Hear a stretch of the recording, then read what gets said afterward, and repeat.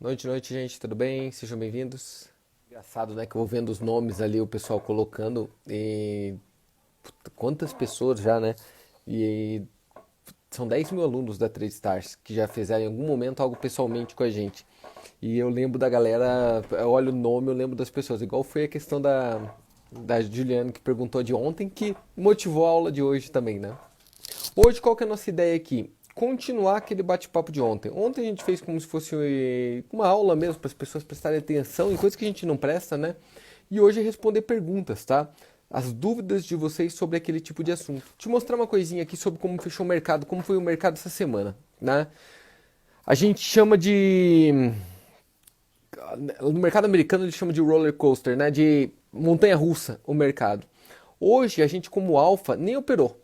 Como assim Luiz nem operou? Ontem a gente abriu para fazer análise, a gente sempre faz depois aqui da live, 9 da noite.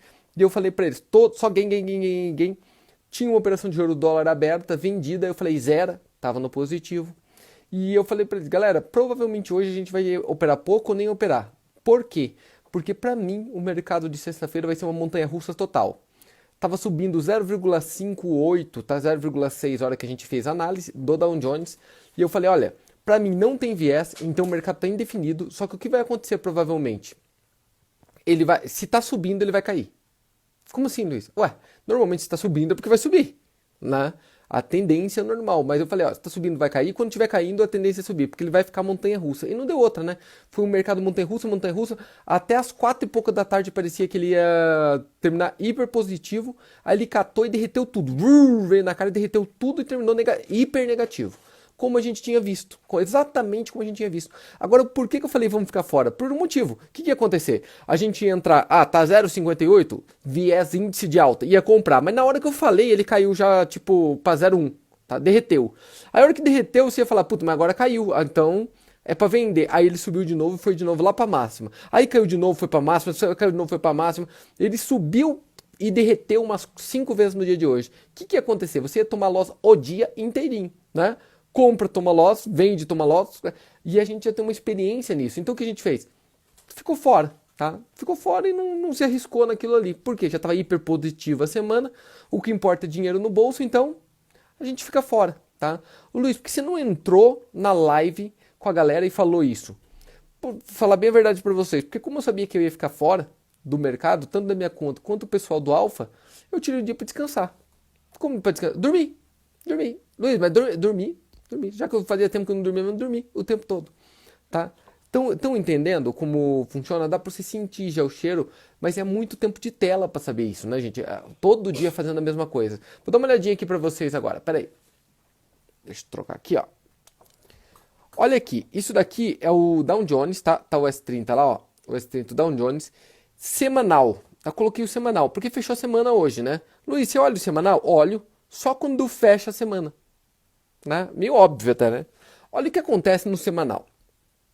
Uma coisa que eu venho alertando para vocês há bastante tempo. Nossa, tá horrível essa tela, né? Horrível. Mas vamos lá. Ó, puta, mas não, o que eu quero te mostrar eu não tô conseguindo pegar bem. Agora sim. Agora sim. Olha ali, ó. Aquela queda de março, né? Gigantesca. Uma coisa que me chama muita atenção com uma análise técnica, tá? Da análise técnica, a coisa que chama mais atenção no profissional é isso que está acontecendo. Eu venho falando isso há algumas semanas. O mercado disparou, subiu loucamente, né? Subiu 40% aqui, ó, dos 18 mil pontos até os 27 e pouquinho. Só que olha o volume de operação, tá? Com o volume caindo e preço subindo, o que é prova de que só tem amador no mercado agora, que é prova de reversão, que é prova que o preço está errado, que é prova que as pessoas estão ficando malucas, tá? Este é o sinal mais forte que existe na análise técnica, tá? A análise técnica, gente, tecnicamente falando para vocês, é algo assim, ó. Ela é price action, que é o gráfico, confirmado por volume.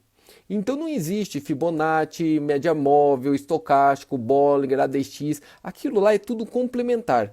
O que mais importa na análise técnica, e não importa a escola que você estude, tá, de análise técnica, é price action confirmado com volume. Preço subindo com volume caindo é um sinal de reversão claro, tá? Claro. E aí você pega aqui outras análises que você pode fazer aqui, ó. Onda 1, tá? Onda 1. Onda 2 é a consolidação. Pega a onda 1, onda 3. Parece que ele cumpriu a onda 3 já da subida, tá? Ou muito próximo disso. Se você jogar um Fibonacci aqui, você vai ver que neste momento aqui ele está em cima, sentado em cima do 61,8, tá? Também indicando a mesma coisa. E mostra outra coisa. Este candle que terminou aqui, ó, vocês estão vendo aquele candle ali? Tá? Como se fosse um doji. Ele subiu um monte essa semana. Pensa o que aconteceu ali psicologicamente. Ele subiu um monte, ele caiu um monte e terminou no mesmo lugar que começou a semana. Vocês estão enxergando isso? Ó, o preço subiu um monte, caiu um monte essa semana e terminou exatamente como se essa semana não tivesse existido com relação a preço. Tá? Isso chama indefinição. Quando tem indefinição? Quando o mercado está subindo demais e pergunta, será que eu tenho força para continuar? Ou quando ele está caindo demais e ele pergunta, será que eu tenho força para continuar caindo? Esses candles de indefinição, pode notar que eles são de certa forma raros. Ó. Pode notar que você não vê muito dele por aí. Ó. Por sinal, nenhum aqui. Quando que você vai achar um candle de definição desse? A hora que você achar o mercado extremamente estressado no preço em que ele está no momento. Tá? Isso fica muito evidente, muito claro ali. Tá? E olha o volume dessa semana, né? O pior de todos. Vamos dar uma olhadinha no diário? Sei que não é o assunto de hoje, mas aí a gente aproveita para fechar a semana junto. Olha lá, ó, que interessante isso daqui, ó. Prestem muita atenção nisso que isso fala com a gente, tá? Isso é o diário. É diário, o gráfico, tá? Olha o que acontece lá que eu estava te falando, ó. Preço subindo, disparando, sobe. E cada dia menos volume. O que quer dizer? Cada dia menos pessoas acreditando nesse preço. É isso que quer dizer o volume baixando. Agora tem um dia que o volume sobe loucamente, ó. Olha o quanto que esse volume desse dia é maior do que os outros. Olha justamente que dia que é, ó. Olha lá que interessante. Bem no dia da desgraça, bem no dia daquela queda gigantesca, né? Que foi, se não me engano, quinta-feira passada. Então o que está querendo dizer aqui, ó? O único dia que teve volume considerável, e muito maior do que os outros, mas muito maior do que os outros, foi justamente no dia da queda. Subindo ele não quer volume não, mas quando queda, meu irmão. O que isso quer dizer? Na queda o profissional enfiou o dedo lá, ó. Por isso caiu 6%. Repare que de novo essa semana, olha o que acontece no volume aqui do lado, ó. Compara das semanas passadas, que já era ridículo. Compara, ó. Das semanas passadas, que já era ridículo o volume. Olha o que aconteceu essa semana. Cara, essa semana tem volume como se não tivesse havido bolsa. Vocês estão notando? Tá aqui como se não tivesse tido operação. O que é uma loucura, tá? Uma loucura. O volume caiu para nada. Subindo, hein? Ó, subindo lá, volume baixinho. Aí ele cai. E hoje que ele aumenta. Hoje que ele aumenta o volume, ó. Nessa loucura. Lembrando que outro dia que fechou no negativo, tá? Outro dia que fechou no negativo. Tá claro? Vamos dar uma olhadinha aqui, então. Outra coisa. Aqui é o fechamento, né, de hoje, ó. 1,49, tá negativo, 1,49 negativo. Então isso começa a dar um pouco de noção pra gente de que um profissional olha no dia a dia, como eu tô te mostrando aqui, tá? O que ele pensa e como ele enxerga o mercado. Vamos pensar com uma análise gráfica de diário, tá? Eu não gosto de fazer análise gráfica nesse aplicativo aqui, mas vamos... Aqui eu tô no TradingView, tá, gente? Só para pegar mais dados. Ó, vamos cruzar aqui uma LTA, que vocês já aprenderam com análise técnica. Aparentemente teve um rompimento da LTA aqui, ó, que você fica pensando, será que é um rompimento falso? Porque ele desce, forma como se fosse um martelo, joga para cima, e para mim isso daqui nada mais é do que rompimento, pullback da LTA, e agora a confirmação, aqui com essa queda. O que a gente acredita? Que ele rompeu a LTA e vai cair. Detalhe, você consegue enxergar que tem um ombro, cabeça, ombro aqui? Todo mundo enxerga, ó, um ombrinho pequeno, cabeça, ombrinho aqui, o que diz que há uma possibilidade muito grande... Opa, peraí. Estou falando graficamente, tá? Lembrando que eu não foco em gráfico. Quem opera comigo no dia a dia sabe que gráfico para mim é só uma ferramenta. Tá? Gráfico eu só uso como ferramenta. Deixa eu pegar aqui. Vamos pegar a cabeça do ombro, cabeça ombro. Você pode chamar de M também ali, não vai ser errado. Legal. Vou pegar ele no meio e projetar para baixo no neckline dele. O que a gente está dizendo é que se ele for cumprir aquilo que a gente imagina ali, a próxima parada é o tamanho do ombro, cabeça a ombro.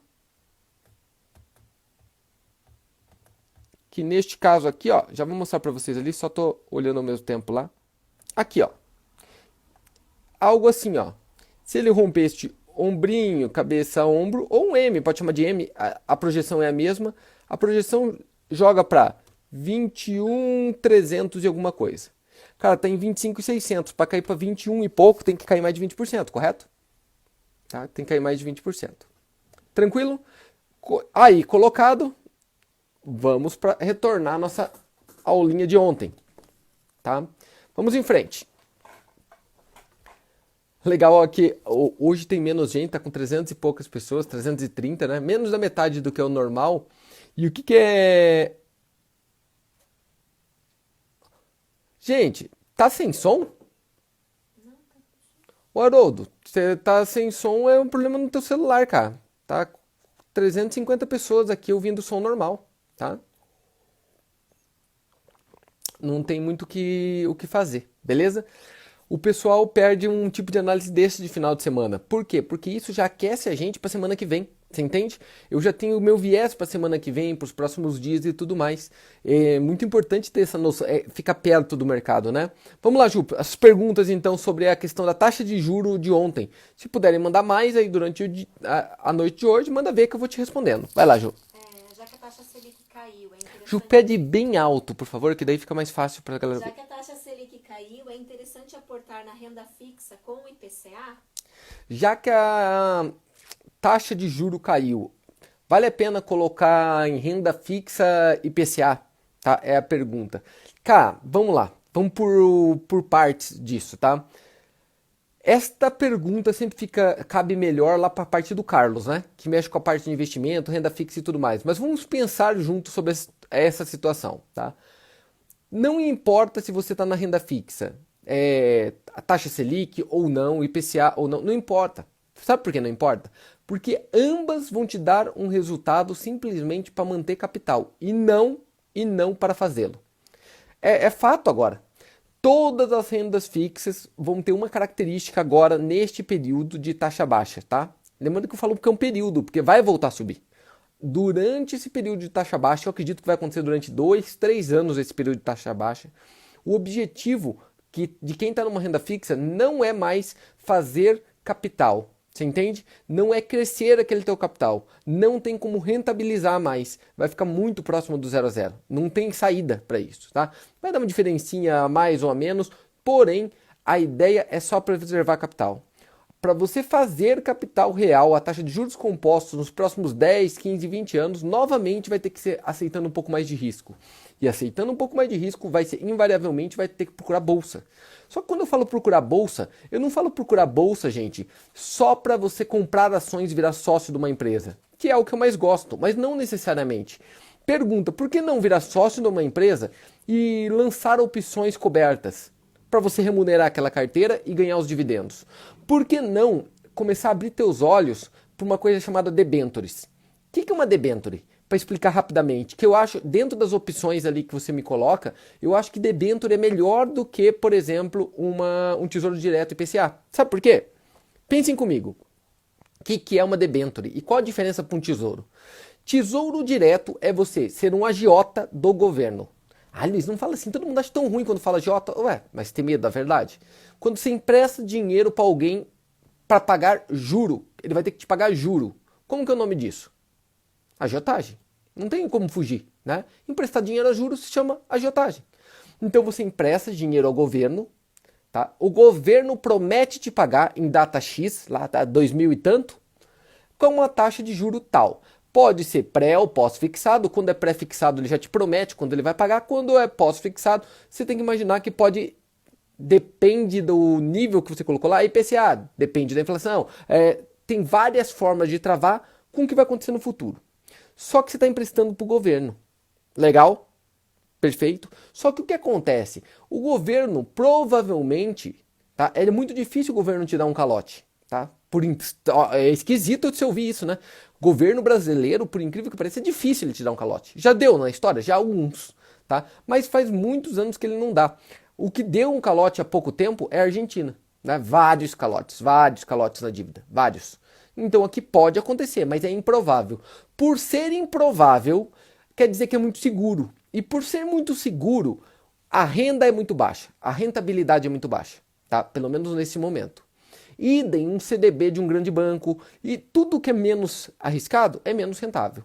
Agora, o que é uma debênture? Debênture, para ser bem popularmente assim explicado, debênture é a mesma coisa, debênture é igualzinho o Tesouro Direto, com uma exceção. Quando você empresta para o governo, se chama Tesouro Direto. Quando você empresta para uma empresa, se chama debênture, tá? Debênture é você ser agiota da empresa. Como assim? Então imagina que a Petro está fazendo debênture agora, não é justo, se não me engano? A Petrobras está com debêntures agora. O que é isso?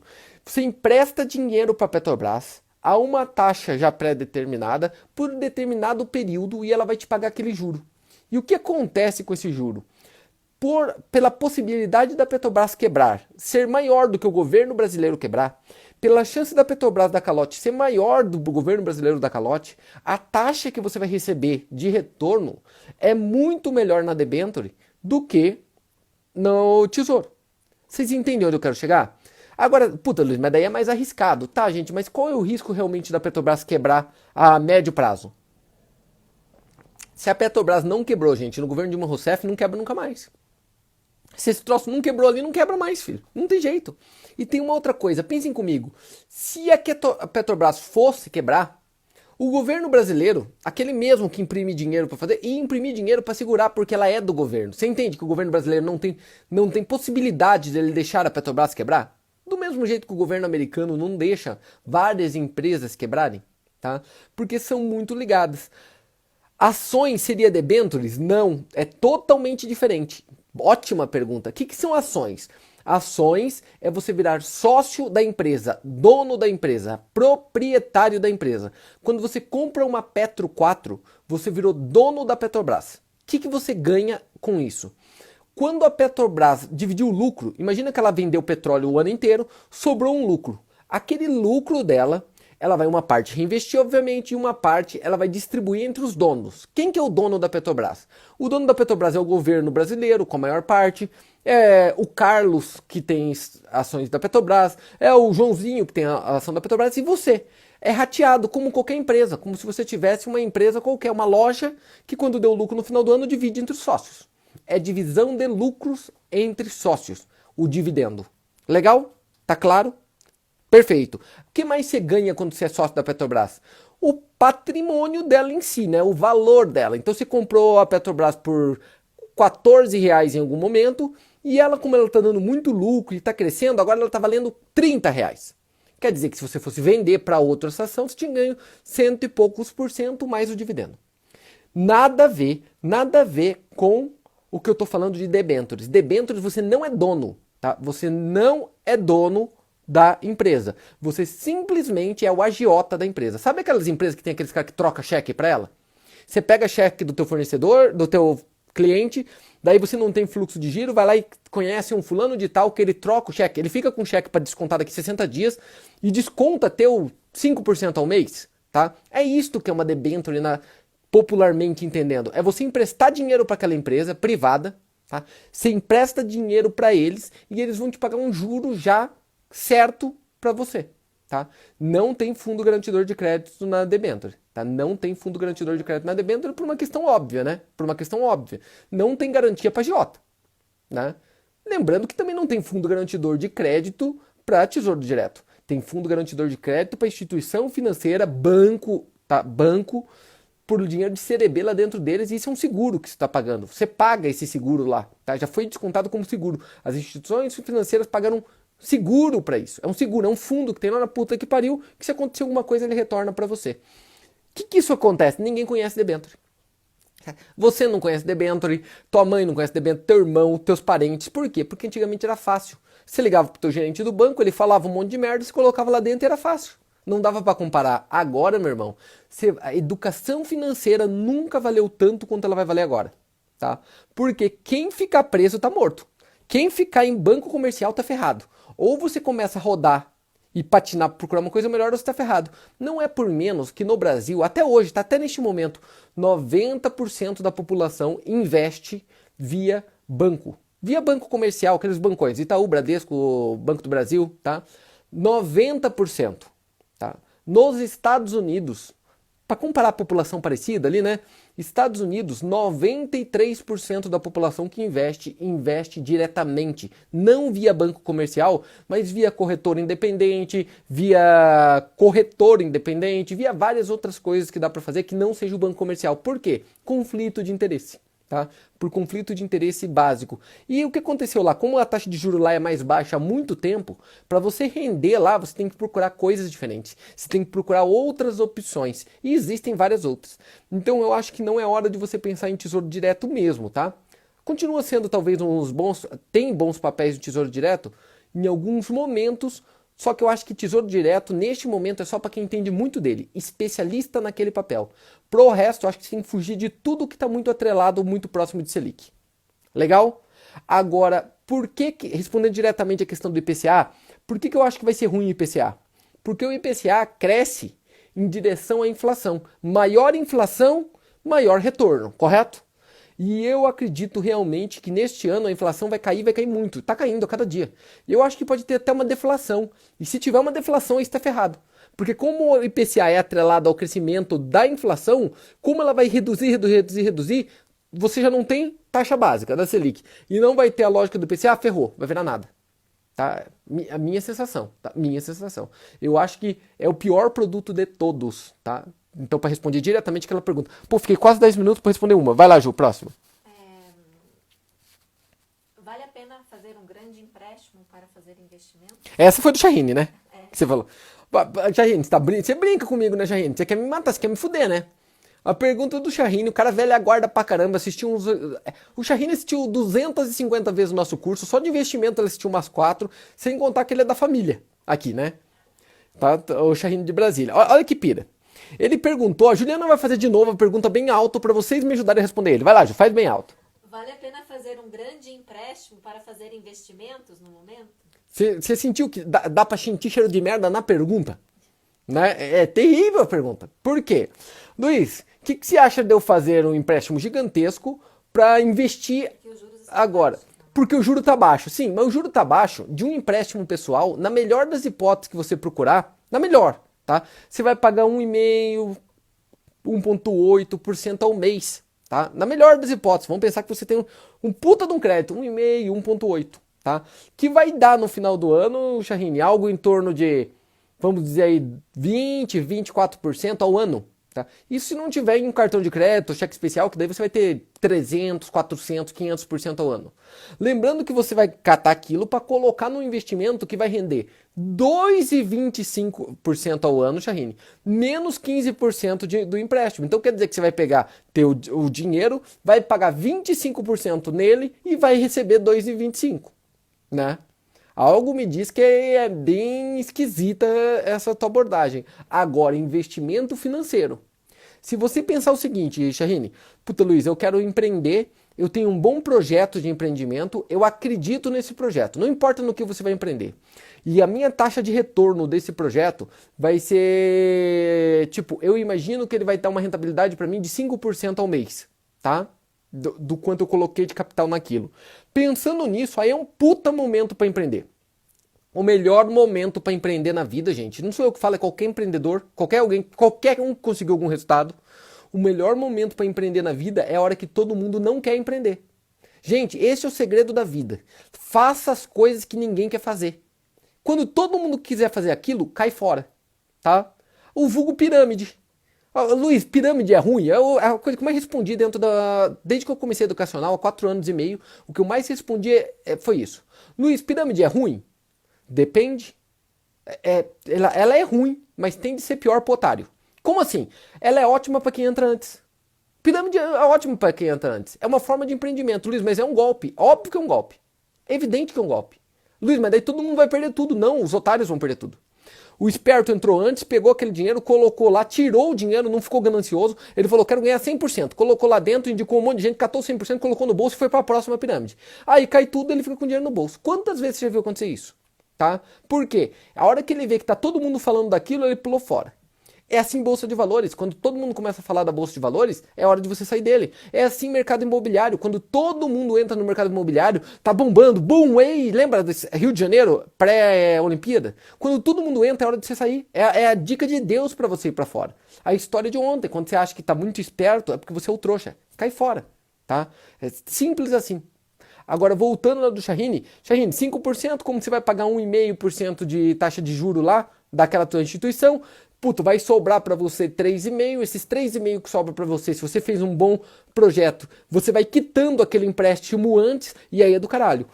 Todas as grandes empresas da face da terra, todas as pessoas mais ricas do mundo, 100%, sem exceção nenhuma exceção, todos eles usam um conceito chamado leverage, alavancagem. O que é alavancagem? Pegar dinheiro dos outros, tá? O segredo da vida para você ficar multimilionário não é trabalhar com teu dinheiro, é trabalhar com o dinheiro dos outros. Este é o segredo básico. Como, Luiz? Ou é do banco, ou é do governo, ou é de instituição, ou é do BNDES, ou é da casa do caralho. Você pega dinheiro dos outros a uma taxa de juros mais baixa do que aquela que você vai retornar. Pronto, é um conceito muito básico. A própria Petrobras pega a tua quando ela faz debênture. Você entende? A própria Petrobras faz tua quando ela lança ações no mercado para você virar sócio. O governo pega teu quando ele faz tesouro direto. O banco pega teu quando ele pega um CDB, ele te passa um CDB. Agora, você pegou de quem? Todos os que têm sucesso financeiro pegou de alguém. E você pegou de quem? E o que eu mais ouço por aí? A coisa que eu mais quero na vida é não ter dívida. Você acabou de falar, a coisa que eu mais quero na vida é não ser rico. Mas é simples assim. Quando você fala, a coisa que eu mais quero na vida é não ter dívida, você acabou de gritar, a coisa que eu mais quero é não ser rico. Porque todo mundo que for muito rico vai por mim. Esse cara tá atolado em um monte de dívidas. Agora, tem dívida boa e dívida ruim. Tem aquela que ele não consegue pagar e vai se fuder, e tem aquela que ele vai conseguir pagar porque ele tá crescendo uma campanha e um projeto. Tá claro? O balance entre isso que é o segredo. Vai, Jô, próximo. O governo vende dívida e imprime dinheiro. Então ele recebe 2 vezes este valor? Não, pô, essa pergunta é do caralho, né? A pergunta foi, Luiz, ontem você me ensinou que o governo imprime dinheiro e também lança dívida.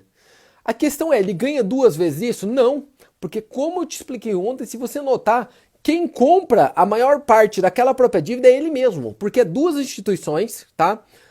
O Tesouro e o Banco Central, e na maior parte das vezes quem está comprando do Tesouro é o Banco Central. Então ele comprando mesmo. Na verdade, gente, nada mais é do que uma pirâmide clássica. Tá? É uma pirâmide clássica. O governo não tem condições de pagar aquela dívida dele. Não tem, nem o governo americano tem. Você acha que o governo brasileiro tem? Então ele rola a dívida. Como que ele rola a dívida? É a história de sempre. Finge que vai pagar e vai jogando para frente. Basta, se alguém de vocês já teve a oportunidade de entender ou de ouvir uma palavra chamada precatório, se você já ouviu essa palavra precatório, você vai entender o que eu estou querendo dizer. O que é precatório? É um título de promessa de pagamento de dívida do governo. Então o governo te deve por algum momento, lá aconteceu alguma coisa, tomou alguma coisa, eles abrem um precatório. Cara, você vai receber essa porra, tipo daqui... Teu tataraneto vai fazer um acordo com alguém e vender esse precatório por 25% do preço original dele. Pro cara tentar receber daqui 752 anos. Rola dívida, rola dívida, rola dívida. Então esse dinheiro, ele ganha 2 vezes? Não. Por quê? Porque primeiro, o dinheiro não existe e segundo, a dívida não vai ser paga. Você tá entendendo? Então basicamente ele não recebe nenhuma vez porque o dinheiro não existe e a dívida não vai ser paga. O que vai acontecer ali na verdade? Ele só fica te iludindo mais. O que é o Banco Central? Aquele corno. Desculpa, aquele corno, aquele chifrudo. O cara tem jeito de corno. Ele fala como um corno. Ele tem cara de corno, tá? Eu tô falando do Paul, o presidente do Fed. Aquele cara, você notou que ele marca reunião diária? Cara, quando a bolsa tá subindo, ele fica quietinho. Quietinho, ele não abre a boca. Ele fica assim. Lembrando que o Fed não pode interferir por lei na bolsa, tá? Não pode.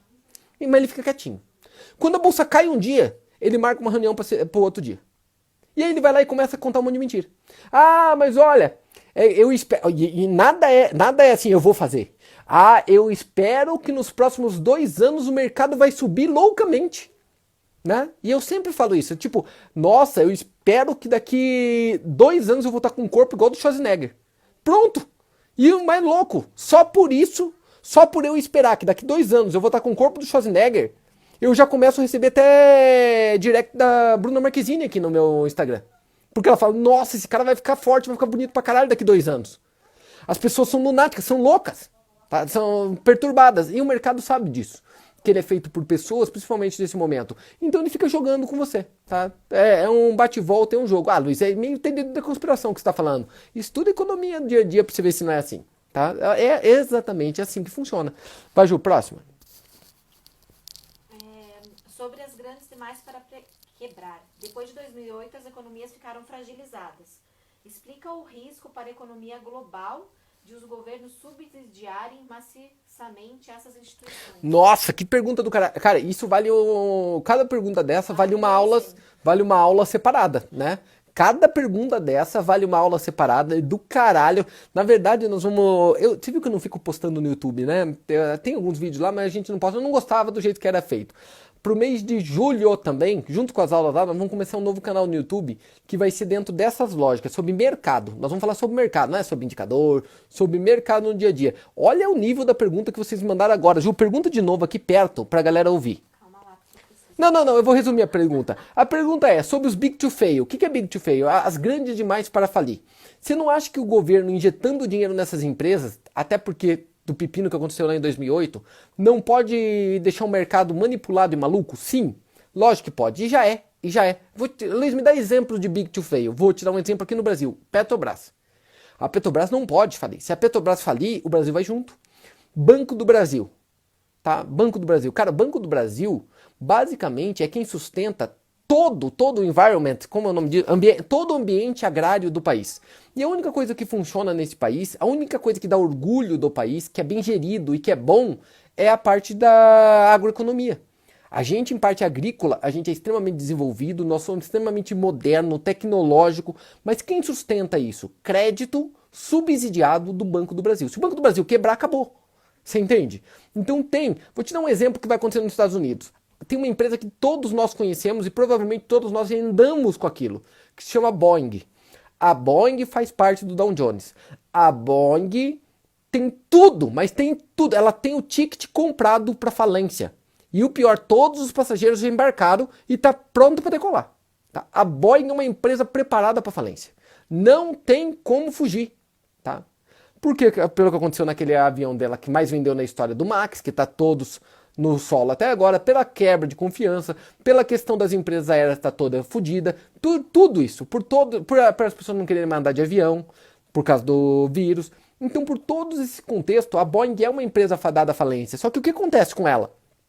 Ela não pode falir.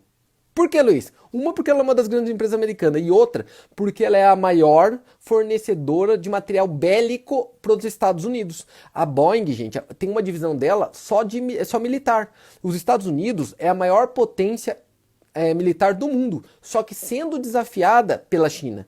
Qual que é a possibilidade do governo americano perder o maior fornecedor de todos? Não tem como. E se você começar a ligar os pontos e começar a ler e entender, acabaram de lançar, aquela empresa do Elon Musk, acabou de lançar a porra de um foguete lá para Quinto dos Infernos, uma empresa privada, correto? O que vai acontecer? Por que o governo estimulou aquele tipo de projeto? Óbvio, porque eles vão fazer a Boeing fazer isso agora. Evidente, tá?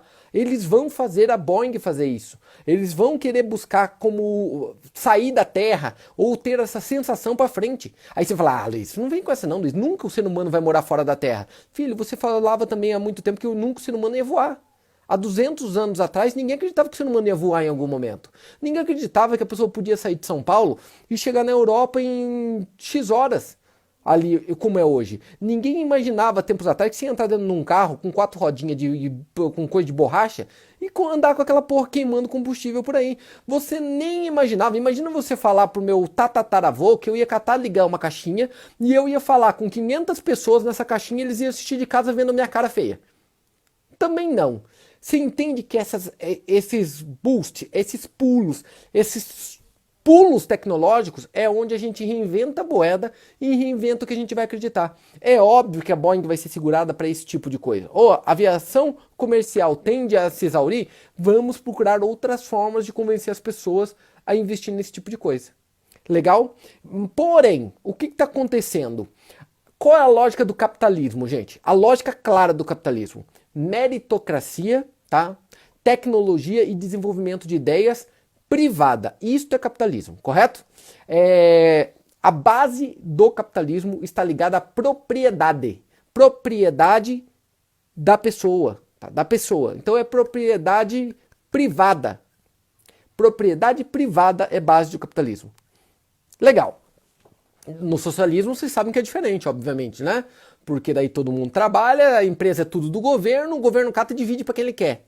Óbvio, é muito parecido com o comunismo. Agora, o que acontece com o capitalismo, que é o que rege hoje, é como o mundo funciona hoje. Como ele era base de propriedade privada, por isso que a Boeing é o que é, por isso que o Banco do Brasil é o que é, por isso que as empresas grandes são o que são. Porque elas são muito mais eficientes por ser privada. Ah, Luiz, não é sempre assim. Ué, compara qualquer coisa privada com qualquer coisa no mesmo mercado governamental, tá? E você vê, você quer ser atendido pelo SUS? Tá? Escola do teu filho, você quer que seja da escola pública? Né? Segurança, você quer segurança pública ou você prefere uma segurança privada? E assim vai, tá? Por quê? Porque é mais eficiente. É simplesmente assim, é mais eficiente. Ó, esse maluco do Elon Musk fez essa porra catar decolar por um quarto do preço. É um quarto do preço para os Estados Unidos mandar. E detalhe, ele desenvolveu isso em um décimo do tempo. Porra, olha a eficiência disso. Só que o que acontece nesse cenário? Tá? Olha o que acontece nesse cenário com a gente. É dramático. Porque desde 2008 os Estados Unidos, as empresas quebraram em 2008. Gente, Citibank, Bank of America, eles quebraram, faliu, acabou. Só que, Luiz, tá aí, existe até hoje essas empresas. Por quê? Porque o governo comprou elas. O governo injetou dinheiro nosso e simplesmente ele estatizou empresa privada. Quando o governo vai lá e compra uma parte da empresa, porque ela não está aguentando mais, enfia dinheiro do governo dentro da empresa, as ações viram dele. Quando as ações viram do governo, a empresa estatiza. Vamos pensar no Brasil, Petrobras, ela é uma estatal, tá? Ela é aberta em mercado? Só que ela é estatal, é o governo que manda, não tem como você votar lá.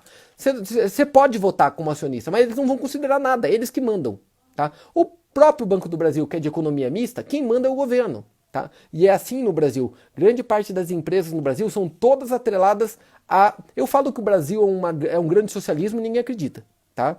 Pega as maiores empresas da Bovespa, as maiores. Olha quantas delas ou são do governo diretamente ou são de fundos de previdência atrelado ao governo. A Previ, Fundo de Previdência do Banco do Brasil, é a maior detentora de ações do país, tá?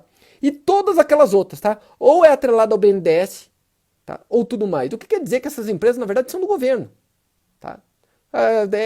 Este é o ponto. É socialismo claro. Né, do negócio. Assistencialismo e tudo mais é muito ligado a esta forma. O governo faz o dinheiro, não importa onde, puxa o dinheiro de volta, lança dívida pública, pega aquilo ali e vamos soltar como assistencialismo.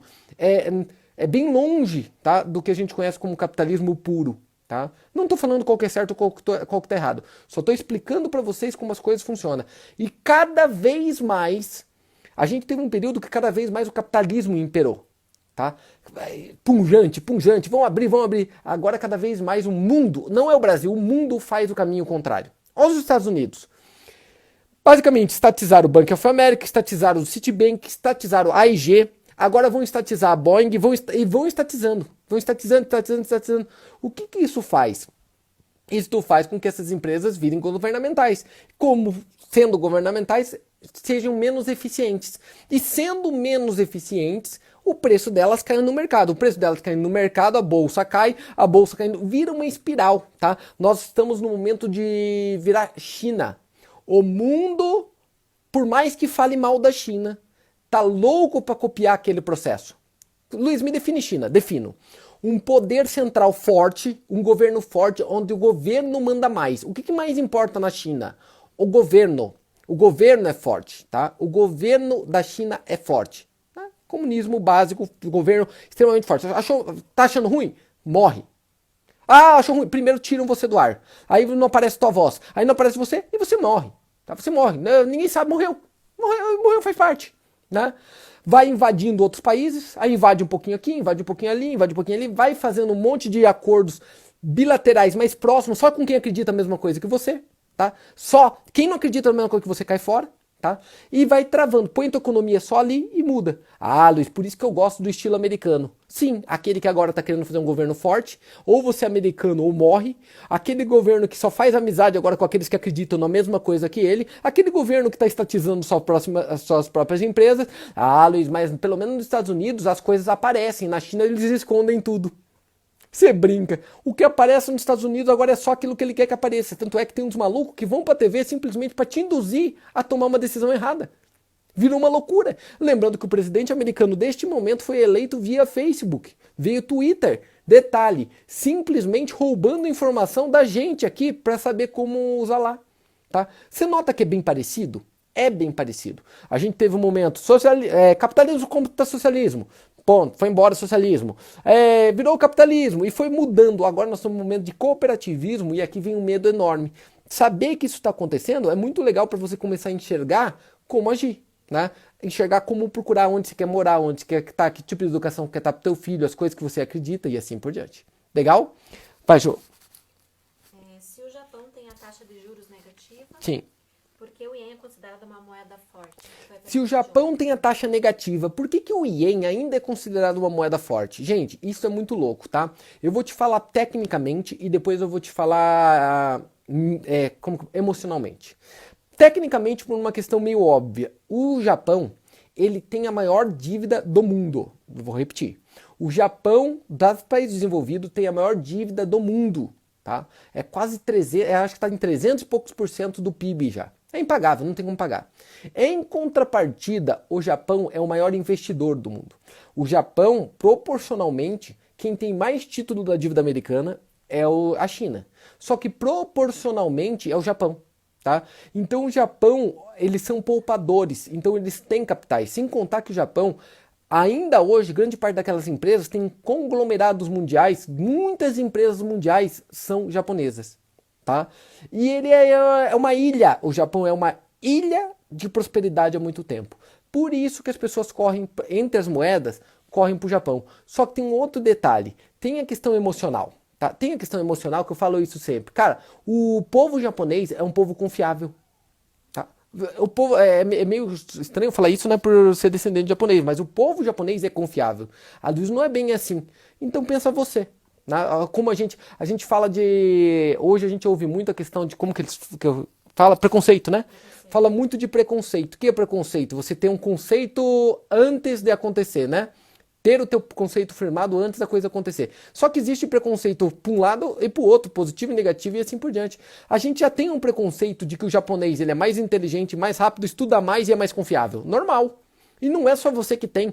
Cara, qualquer pessoa, qualquer descendente de japonês que já passou por uma imigração na vida, sabe disso. Só por ter o olho puxado você já entra. Tá, é assim no banco. É assim na escola, é assim na faculdade, é assim na casa do caralho, é assim na economia, meu irmão.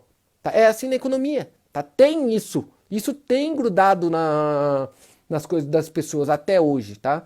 Agora não é só ele, o franco suíço também tem essa característica por uma questão de independência e segurança, legal? Boa pergunta. Galera, falta 15 minutos, né, pra gente terminar a live, isso é uma coisa muito louca. Você notou que não vai dar pra acabar essa live de novo, né? O assunto não vai se esgotar, vocês notaram isso? Vai, Ju, próximo. Sobre o dinheiro dos bonds, perguntaram novamente. Tá. Não foi nada específico, foi só uma citação. Queria saber sobre a dívida. Puta, mas daí eu não sei o que é, eu não entendi a pergunta. Não entendi a pergunta sobre os bonds, tá? Tem uma live minha, uma aula minha sobre dívida pública americana, eu não sei como é o nome, tá lá no YouTube. Olha lá, que eu divido a tela, tem uma tela que tem a calculadora diária de como tá a dívida pública americana e mundial. Assista lá no vídeo que vai ser explicado muito bem, lá é bem explicadinho essa questão dos bônus e tudo mais, tá? Dos bônus americanos e tudo mais. Mais alguma, Ju?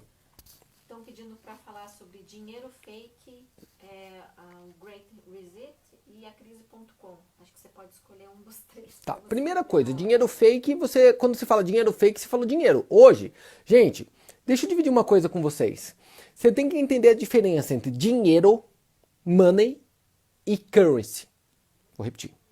Você tem que diferir entre dinheiro e currency. Luiz, é a mesma coisa. Não, dinheiro e moeda, perdão, achei a tradução. Entre dinheiro e moeda. Legal. O que acontece hoje?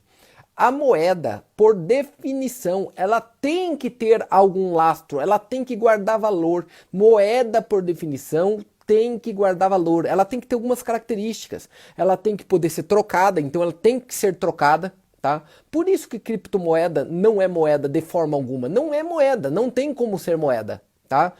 Por quê? Porque tem que ser trocada. Ela tem que ter como característica ser trocada pelas pessoas diariamente, ter troca fácil e barata. É muito caro trocar moeda digital ainda hoje, tá? Ela tem que ter salvo-conduto e guarda de valor. Ela tem que ter alguma coisa atrelada nela que guarde valor. Obrigatoriamente, ela tem que ter um lastro que guarde valor, tá? O que acontece hoje com o dólar que a gente conhece, o dinheiro de hoje? O dólar. O dólar, ele guarda valor? Não. Desde 1971, quebra do Bretton Woods, não guarda mais valor. Ele não tem mais valor. Pronto, então ele já não é mais moeda, ele é dinheiro, tá? O que acontece com ele? Ele ainda é trocado? Ainda é trocado, tá? Ainda é trocado, mas não tem mais esse daqui. Você está entendendo essa dificuldade do que está acontecendo? Então não é dinheiro, é fake. Todo dinheiro que você tem na mão hoje, ele por essência é fake. Luiz, como que vai acontecer? É o fato que ele ainda vai poder ser trocado. Você pode trocar isso que é fake por coisas que valham. E essa é a grande sacada da vida. Pega isso que não vale nada e troca por alguma coisa que valha. Porque quando mudarem a moeda, e vai, logo, quando vier uma nova moeda mundial, às vezes é o mesmo nome, mas quando mudar o sistema da moeda mundial, e vai logo, se você tiver o papel, não vai servir para nada. Agora, se você tiver alguma coisa que você trocou pelo papel antes, ele vale. Um imóvel na Avenida Paulista vale e sempre vai valer pro resto da vida. Uma ação do Banco do Brasil vale e vai valer sempre pelo resto da vida, tá? Ouro vale agora e vai valer sempre pro resto da vida. O que vai acontecer? Como você tem o ouro e não o papel, quando trocarem a moeda, você pode, se quiser, com aquela moeda atrelada, trocar ela por outra coisa, tá? Tá claro? Simples assim, tá? Ah, Luiz, mas isso já aconteceu na história da humanidade? De cada 75 anos, uma nova moeda surge, um novo currency muda no mundo, tá? Pode estudar historicamente. E a última vez que foi mudado foi justamente há 70, 75 anos atrás. Tá chegando, tá perto, tá na hora, tá batendo na porta. Tá, vai, Ju. É uma pergunta de ontem. Perguntaram se os bancos centrais dos países eles se comunicam entre si. Lógico, evidente. Aquele livro que eu coloquei para vocês ontem, The Lord of the Finance, ele diz exatamente isso. Antigamente, gente, a crise de 1929, o tamanho que ela foi, é muito ligada aos bancos daquela época não se conversarem muito. Até porque era difícil conversar, né? Você lê aquele livro, é maravilhoso, porque, tipo, eles vão se conversar, o que o cara faz? O presidente do Banco Central Europeu, na época, que era do Reino Unido, ele tinha que pegar um navio. De navio, ele saía, ia para os Estados Unidos, mas demorava meses. Chegava nos Estados Unidos, conversava, pegava e voltava para agir. Tipo, demorava 2 meses pro cara agir, né? Agora, Luiz, mas aí quando surgiu o telégrafo, ainda assim demorava pra caralho. Como que você ia fazer via telégrafo? Agora não, agora você cata, abre a porra do Instagram, fala um com o outro e pronto, foi, né? Ficou mais rápido. Óbvio, todas as decisões tomadas são feitas em conjunto entre os países, tá? Só que tem um detalhe, em 2008 isso foi feito muito bem. Tá? Isso foi feito muito bem em 2008. A conversa entre os países foi muito... Cara, foi um conluio. Esta é a palavra. Eles fizeram um conluio para esconder de toda a população. E foi mais ou menos assim. Fudeu. Acabou. Mas vamos fazer o seguinte. Vamos disfarçar, tá? Tá tudo podre. O barco tá podre e vai afundar. Mas vamos fazer o seguinte. Vamos passar uma tinta nele. Tá? Não dá para arrumar. Então vamos passar uma tinta nele e vamos jogar no mar de novo. Mas a gente não pula dentro. Vamos ficar nós fora porque esse barco vai afundar na mão de outro. Basicamente é isso que eles fizeram. Tá? Basicamente é isso. Então pintaram e colocaram. Só que agora começou a sair a tinta. Tá? Começou a sair a tinta. Tá saindo a tinta ali. Agora a pergunta é, será que eles vão conseguir pintar de novo? Só que em 2008, não sei se você concorda comigo, o mundo era outro. Em 2008 era globalização. União Europeia. Todo mundo junto, vamos unir, trato bilateral o tempo todo, era NAFTA, era não sei o que lá, era Mercosul, todo mundo se unindo, os grupos de países se unindo para negociação. Hoje não. Hoje é Estados Unidos contra a China e Rússia, China querendo invadir uma parte da Índia, Brasil fudendo com tudo contra o resto do mundo, o Brasil criando briga com o maior consumidor dele, que é a China, e o pau torando no mundo inteiro, pau cagando em tudo, a Venezuela, cara, é outro mundo neste momento, tá? é um mundo de guerra comercial, é um mundo de pandemia, é um mundo... Os países estão virando centralizadores, estão virando patrióticos, os países estão virando nacionalista, hipernacionalista. Eles estão se juntando e falando, ei, é a gente contra o resto, tá? Se chama hipernacionalismo. Procurem qual que é, depois no Google, escreve. Sinônimo de hipernacionalismo. Vou repetir. Coloca sinônimo de hipernacionalismo e você vai entender qual que é o perigo. Você vai entender qual que é o perigo claramente. Beleza? Estamos chegando no final, não vai dar tempo da gente falar tudo, é muita coisa, muita coisa. Espero que vocês estejam gostando. Detalhe é o seguinte, que tenho que fazer nas nossas propagandinhas. Primeiro que amanhã nós vamos ter aquela aula de opções para proteger a carteira, remunerar a carteira e fazer trade com ela ao mesmo tempo, às 7 da noite. Esta aula não vai ficar gravada, ela vai terminar 1 hora depois que eu terminei ela, durante 1 hora ela vai ficar lá, tá? Por uma questão de se alguém perdeu o iniciozinho, e daí vai ser tirada do ar e acabou e não vai ser colocada novamente. Lembrando que quem estiver lá vai poder assistir a aula completa, daí que lá amanhã eu vou fazer uma aula, vai demorar umas 2 horas. No dia 5 vai ter uma aula completa, que não, o único jeito de você assistir a aula completa é se você esteve ou na quarta-feira passada, que deu aquele monte de merda na internet, ou amanhã, tá claro? Então tem que estar lá amanhã. Se puder indicar pra galera, mandar pelo WhatsApp, tá, pro pessoal que tá ligado a Tristart, aquele que se indicou do Extreme 1 lá e tudo mais, se puder mandar pra galera lá, eu agradeço. Vai estar no Torneio do Ouro lá, quando você entra dentro do Facebook, quer ver? Quando entra dentro do Facebook, o nome, deixa eu ver aqui, que nem, até eu perdi, calma. Curso Trade de Ouro, tá? Vai ser feito dentro do Facebook, no grupo Curso Trade de Ouro, beleza? Puta, Luiz, mas tem que me aceitar lá, calma que tem uma equipe nossa, sempre que está entrando a gente vai aceitando. Lá tem um monte de aula, por sinal, tá? Tem um monte de aula lá, dá uma olhadinha lá que vale a pena.